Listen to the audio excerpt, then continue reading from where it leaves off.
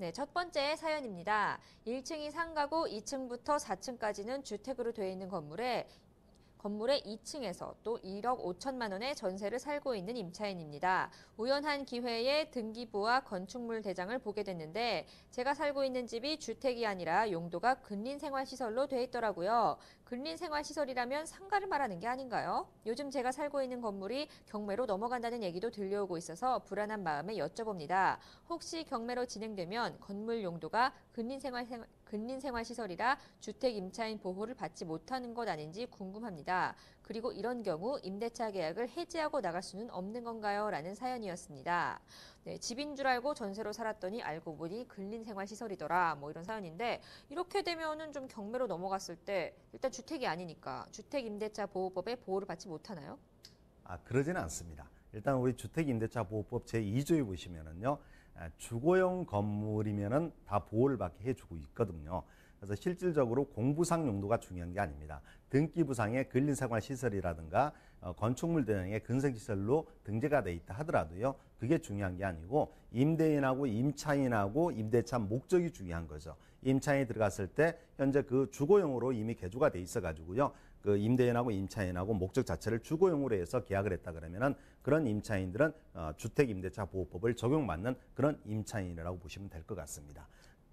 네, 그러면 어쨌든 이분 같은 경우는 주택임대차보호법을 받을 수 있는 상황인 건데, 그런데 일단 계약 해지도 생각하고 계시잖아요. 이렇게 계약 해지를 할 때는 뭐 일단 상가니까 뭐 주택처럼 똑같이 뭐 계약 해지를 할 수 있는 건가요?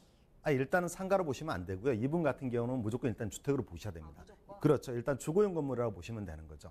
실제 사용 용도가 상가냐 주거용이라 판단하는 거지 공부상은 중요한 게 아니기 때문에 그렇습니다. 그래서 일단은 계약 해지한다 그러면 이건 해지 사유가 안 돼요. 왜냐하면 그건 애초부터 주거용이기 때문에 인정받기 때문에 공부상 용도가 상가로 돼 있다 해서 그걸 계약 해지 사유는 될 수는 없는 거고요. 우리가 흔히 그런 얘기를 많이 듣거든요. 계약 존속 중에 계약을 해지할 수 없냐 이런 게 있는데 그 계약을 해지하려면 계약기간 존속 내에서 해지하려면요 법정 해지 사유가 있어야 되는 겁니다.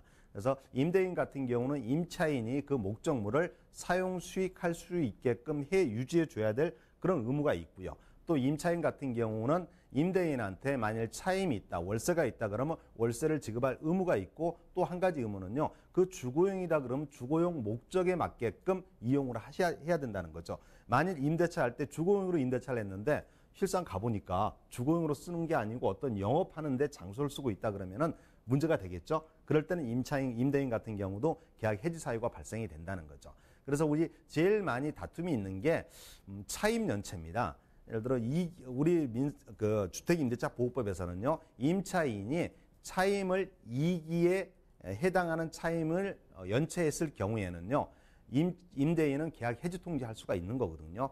근데 대부분 분들이 2기 차임액에 달하도록 이걸 해석을 좀 잘못하고 계신 분들이 계십니다. 그래서 무슨 말이냐면 월세가 만일 한 달에 100만 원이다 그러면요 2기 차임액에 달하도록 연체되는 거거든요. 그랬을 때 해지 사유가 있는 거니까 200만 원 금액에 달할 때 임대인이 해지 사유가 있는 거죠. 그러니까 1월 달부터 예를 들어 100만 원인데 50만 원씩 냈다. 그럼 4개월 후 돼야만 200만 원이 되는 거죠. 그래서 2달 이렇게 채무 불완전 이행, 말 그대로 100만 원씩 안 줬다 하더라도 그 금액이 모아서 200만 원이 달할 때 임대인한테는 계약 해지 사유가 발생이 되는 거죠.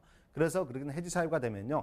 해지는 상대방한테 도달이 되면 그때 즉시 효력이 발생되는 거고요. 이거하고 또 좀 헷갈려 하시는 분들이 뭐냐면은 묵시적 갱신됐을 때는 또 개념이 완전히 틀립니다. 묵시적 갱신이라는 얘기는요. 임대차 계약 기간이 끝나가기 6개월에서 한 달 사이에 임대인이나 임차인이나 그 계약을 존속을 계속 할 건지 아니면 해지할 건지를 서로 의사표시를 해야 되는데 그런 표시 없이 그대로 지나갔다는 거죠. 그럼 우리 법에서는 그렇게 묵시적 갱신됐을 때는 전 임대차와 동일한 조건으로 다시 임대차인 것으로 보는 거고요. 계약 존속 기간을 주택 같은 경우는 2년으로 본다는 그 규정이 있습니다. 하지만 묵시적 갱신됐을 때 임차인만은요. 계약 해지할 수가 있습니다.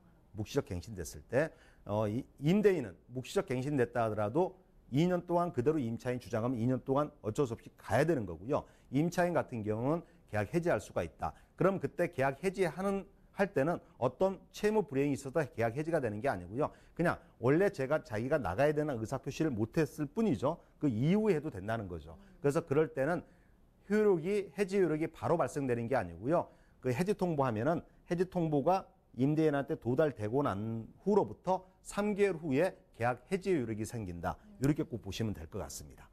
그러면 이거는 갑자기 드는 생각인데 그렇게 묵시적 갱신 이후에 임차인이 계약을 해지하겠다 이렇게 통보를 했어요. 어쨌든 3개월 후에 효력이 발생하니까 그 3개월 후에 나갈 수 있다는 소리잖아요.